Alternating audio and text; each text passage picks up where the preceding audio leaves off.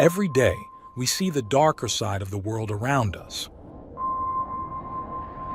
We witness how people can hurt others in ways that are hard to understand. It's a sad part of life, but it's something we can't ignore. As someone who dives into the world of crime, I'm here to share the most shocking stories and try to understand what drives people to do such things. I'm Michael, and today, I've got another unreal true crime story for you. It was a quiet evening in Bolingbrook, Illinois, just another ordinary night. But inside one home, something had gone terribly wrong.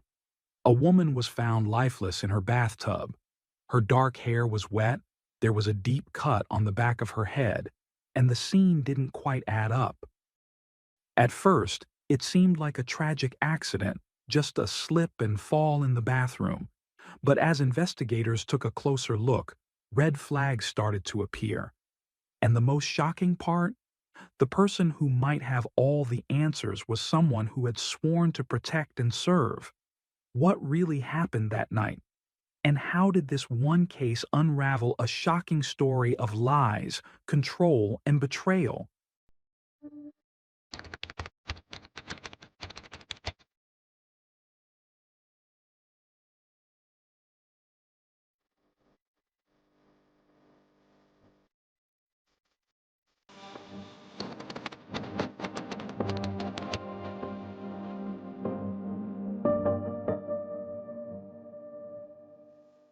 Kathleen Savio was born on June 13, 1963, in Glendale Heights, Illinois. She was the youngest of four siblings in a family led by her parents, Henry and Marcia Savio. When Kathleen was just 2 years old, her parents divorced. Sometime later, her mother remarried, and the family relocated to another city in Illinois. Despite facing financial challenges while growing up, Kathleen, affectionately called Kitty by her family, was determined to build a future for herself. She pursued her education and became an accountant. Friends and acquaintances describe Kathleen as a warm, friendly, and charismatic woman with a remarkable ability to connect with people. At the age of 20, she went on a blind date that would change her life. The man she met was Drew Peterson, a seemingly charming individual who at first glance appeared to be an ideal match. Drew was a police officer in the narcotics unit of Illinois, a role that granted him authority and recognition. Born on January 5, 1954, in Bolingbrook, Illinois, a suburb of Chicago, Drew Peterson grew up under the strict guidance of his father, Henry, a former U.S. Marine, and his mother, Marilyn. He later became the older brother to two additional siblings. During high school, Drew excelled as an athlete and was known for his competitive spirit. His teenage years also saw the beginning of his first serious relationship with Carol Brown. After graduating, he enlisted in the U.S. Army in 1974 and, that same year, married Carol. By 1976, Drew had been discharged from the military, and a year later, he joined the police force in his hometown. Within a year, he was assigned to an undercover role in the Metropolitan Narcotics Squad. His work earned him recognition, and by the time he was 25, he was honored as Police Officer of the Year. However, his personal life did not mirror his professional success. Despite having two children together, his marriage to Carol ended in 1980 after she discovered his infidelity. Carol was granted custody of their children.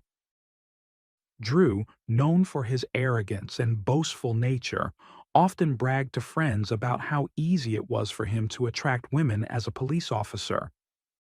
In 1981, he met Victoria Vicky Connolly, and they married in 1982. Their relationship lasted nearly a decade before Victoria chose to divorce him in the early 1990s. She cited ongoing domestic abuse as the main reason for ending the marriage, a claim later echoed by her daughter, who had lived with them until she was 17. One particularly disturbing rumor surrounded an incident involving Victoria. While they were still married, the couple had purchased a bar together. One night after leaving the establishment, Victoria was involved in a car accident that required surgery. Some sources speculated that Drew may have tampered with her brakes, but no concrete evidence ever surfaced. It was during his marriage to Victoria that Drew began an affair with Kathleen Savio. However, Kathleen had no idea that he was married. When he finally admitted to being in the process of a divorce, he painted his wife as a drug addict, claiming that he could no longer endure the situation. To Kathleen, Drew seemed like a dream come true. He showered her with gifts and affection, took her on trips, and promised her a stable life. Wanting to settle down, she fell deeply in love with him. Their whirlwind romance led to an engagement just 6 months after their first date. On May 3, 1992, shortly after Drew finalized his divorce, they got married. Over the next 2 years, Kathleen gave birth to their 2 children, but the dynamics of their relationship began to shift. While she devoted herself to raising their family, Drew sought excitement elsewhere.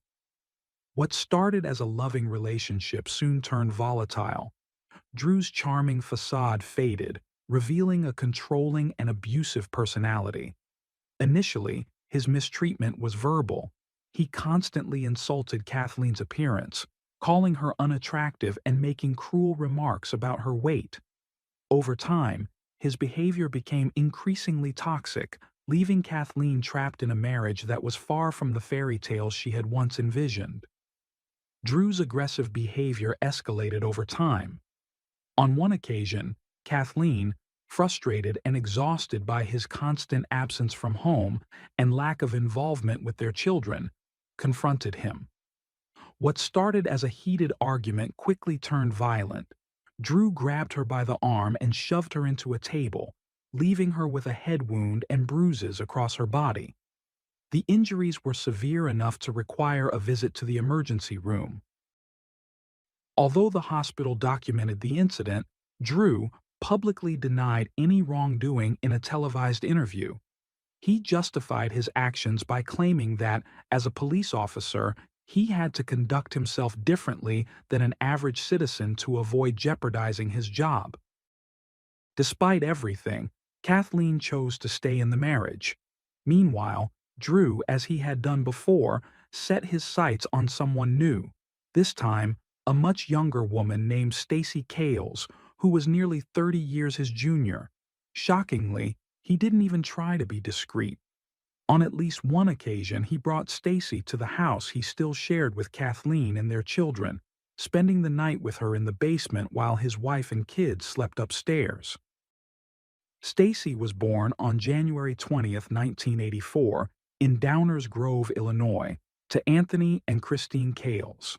She graduated high school early and soon took a job as a receptionist at a local hotel, which is where she first met Drew. For a while, Kathleen remained unaware of her husband's affair. That changed in October 2001 when she received an anonymous letter detailing his involvement with 17-year-old Stacy. Though her marriage had been deteriorating for some time, Kathleen was devastated by the revelation. Naturally, she confronted Drew, who denied everything. Overwhelmed with emotions, Kathleen called her sister, crying as she revealed that not only had Drew been unfaithful, but he had also physically assaulted her, throwing her against the refrigerator during the argument. By mid-2002, Drew had moved out of their home and into a new house just a few blocks away, a move many saw as a deliberate provocation. The divorce that followed was contentious, with Kathleen fighting for child support, custody of their children, and a share of Drew's pension. But he had no intention of compromising. Kathleen was a strong woman and a devoted mother who refused to give up without a fight. Their arguments became increasingly intense, and the police were called to her home no fewer than 18 times, each report citing domestic disputes. One particularly disturbing incident took place on July 5, 2002. According to the police report, Drew shattered glass in their home, then forced Kathleen to sit on the staircase for hours while he stood over her, holding a knife and threatening to kill her. Kathleen no longer felt safe, especially since Drew was a police officer and part of the same department handling her complaints. As a result, her reports were frequently dismissed as routine domestic issues, and no real action was taken against him. Fearing for her safety, Kathleen sought legal protection. On November 14, 2002, she sent a letter to the state's assistant prosecutor, detailing Drew's escalating violence and pleading for an emergency protection order before it was too late. She explicitly warned that he knew how to manipulate the system and that she feared he would either take her children away or harm her. Despite the urgency of her plea, her requests were ignored. Kathleen felt powerless, alone with her children, and trapped in a dangerous situation. Meanwhile, Drew officially married Stacy on October 18, 2003, shortly after finalizing his divorce. At 49 years old, he had now married a 19-year-old girl. Not long after, Stacy gave birth to their first child. Stacy, much like the others before her, initially appeared happy in their relationship. She embraced her role as a stepmother, despite the fact that Drew's eldest child was not much younger than she was. Their life seemed picture perfect. They traveled frequently, threw lavish parties, and presented themselves as a loving couple, despite the glaring age gap. But the honeymoon phase didn't last long. As time passed, Drew's controlling nature surfaced once again. This time, his behavior toward Stacy became obsessive. He constantly monitored her phone, tracked her whereabouts, and accused her of things she hadn't done. Then came the night of Monday, March 1, 2004. After knocking on Kathleen's door multiple times without an answer, a concerned neighbor decided to check inside, unaware of the horrific discovery awaiting him. Inside the bathroom, Kathleen was found face down in the bathtub, lifeless. Naturally, Drew was the prime suspect. However, he had an airtight alibi. He was at home with Stacy. He also claimed that, as per their agreement, he had spent the previous weekend with his children before returning them to Kathleen on Sunday. Forensic investigators found no signs of forced entry or struggle inside the home. Although Kathleen's autopsy revealed bruises on her body and a deep head wound, no defensive injuries were reported. The authorities quickly ruled her death an accidental drowning without conducting a more thorough investigation. One glaring detail went unnoticed. The bathtub was completely dry when her body was found. Adding to the suspicion, the lead detective on the case was a close friend of Drew's. The so-called interrogation he conducted with Drew was hardly that. It was more of a casual conversation between two acquaintances. Stacy, standing by her husband, reinforced his alibi, stating that they had spent the entire weekend at home with the children. Kathleen's family was devastated by her sudden and tragic passing. Just days after her death, her loved ones gathered for a heartfelt memorial, remembering her as a devoted mother and a wonderful person. Shortly after, Drew was granted full custody of the two children he shared with Kathleen. Stacy formally adopted them, making it appear as though they were now part of a happy, united household. But the illusion of a perfect marriage didn't last long. As time passed, Drew's controlling nature became more apparent. By 2007, Stacy had grown tired of living under his oppressive rule and began seriously considering divorce. Then, on October 28th of that same year, she vanished without a trace. Her sudden disappearance sent shockwaves through her family, as Stacy had never exhibited behavior suggesting she would willingly leave without telling anyone. Stacy's family launched a desperate search, refusing to give up until she was found. However, Drew showed little concern. In an interview, he made dismissive and sarcastic remarks, suggesting that Stacy was simply enjoying the attention and was probably off somewhere dancing or with another man. Believing Drew was responsible, Stacy's family pointed to the fact that she had recently told him she wanted a divorce, something he was unwilling to accept. As suspicion grew, Drew attempted to shift the narrative. He claimed that Stacy had changed significantly after one of her sisters passed away in 2006, that she had been struggling emotionally, and that she was undergoing treatment for depression.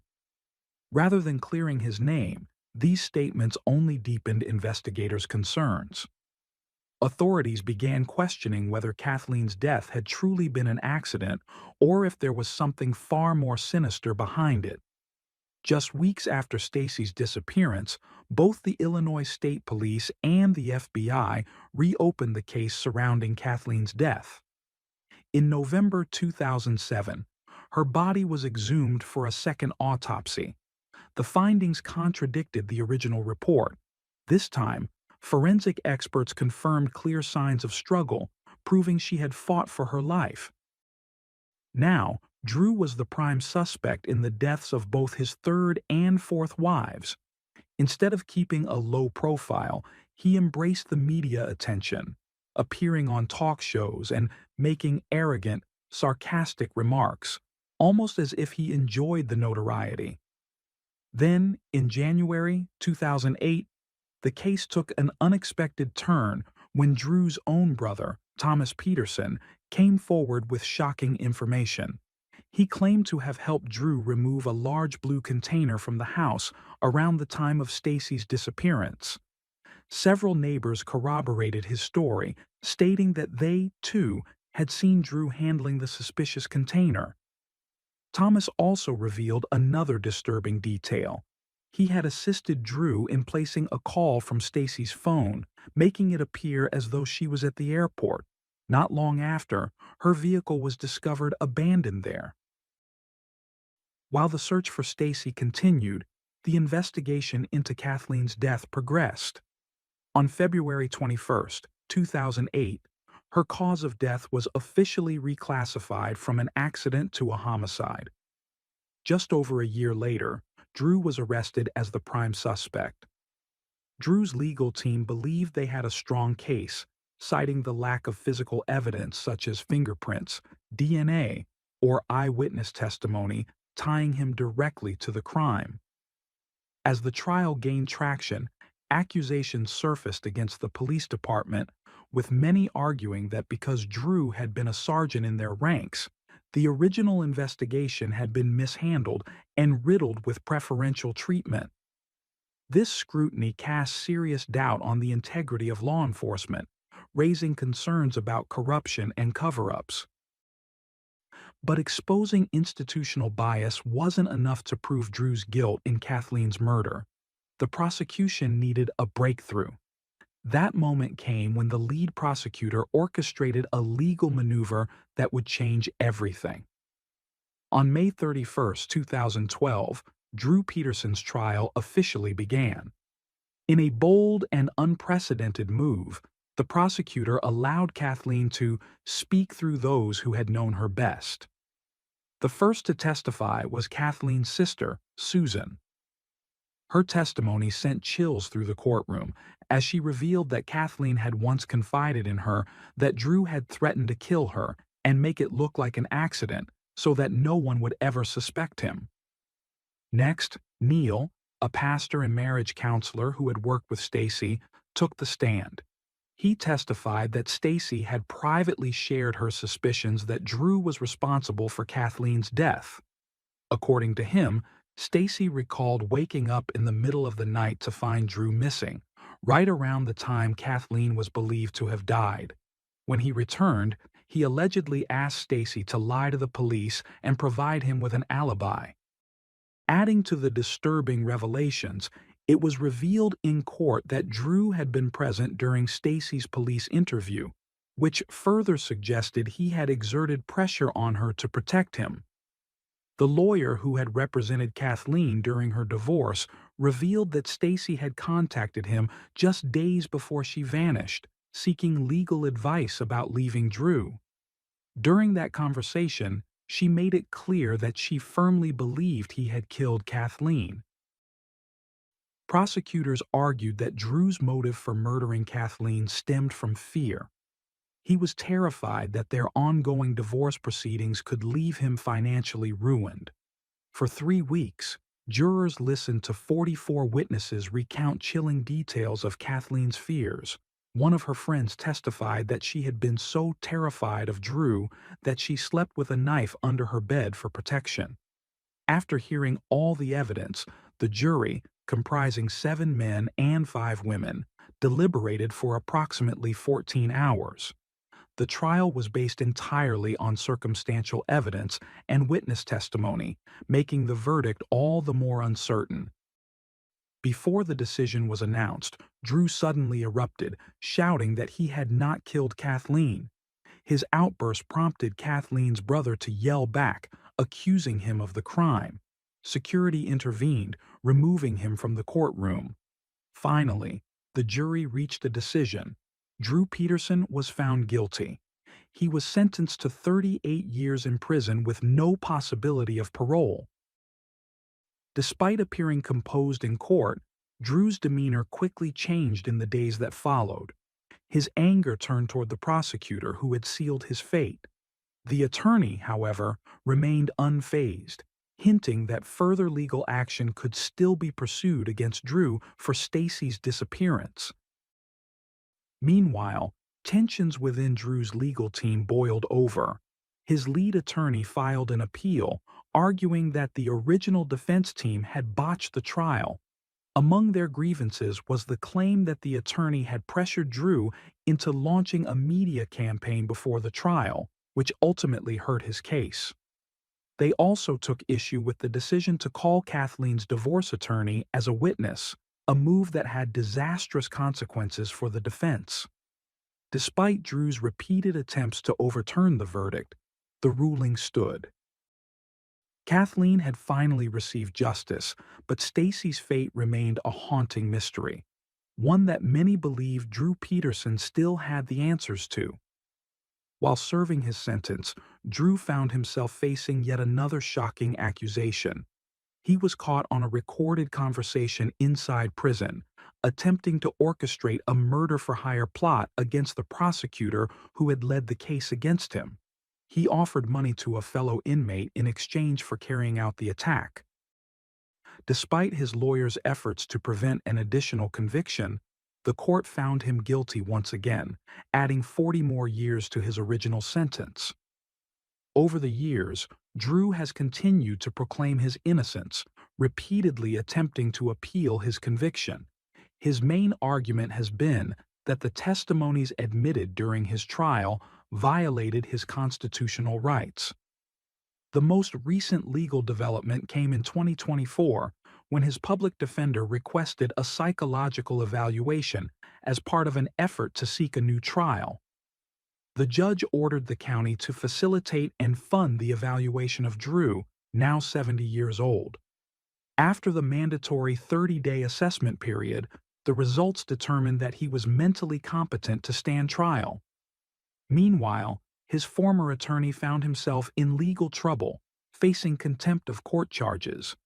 The issue arose when he allegedly violated a gag order by discussing the case in a nationally televised interview. During the interview, he claimed to have information that could reveal what truly happened to Stacy. The lawyer denied the allegations, but the judge reinforced the order, strictly forbidding him from speaking publicly about the case. That same year, Drew's eldest son, Stephen, who had followed in his father's footsteps by becoming a police officer, broke his silence. He publicly referred to Drew as his hero, stating that his father had always been there for him and his brother. He admitted that the events surrounding Drew's conviction had been deeply painful, making it difficult for him to reconcile the loving father he had known for 36 years with the man accused of such horrific crimes. As for Drew's numerous appeals, none had been successful at the time of this recording. Stacy remained missing, and her family continued to hold on to the hope that her body would one day be found. They remained steadfast in their belief that Drew was responsible for her disappearance and should be held accountable for it as well. This case sparked intense public debate across the United States due to the many troubling aspects surrounding it. At its core, it involved a police officer, someone sworn to protect the public, who had instead become a danger to those closest to him.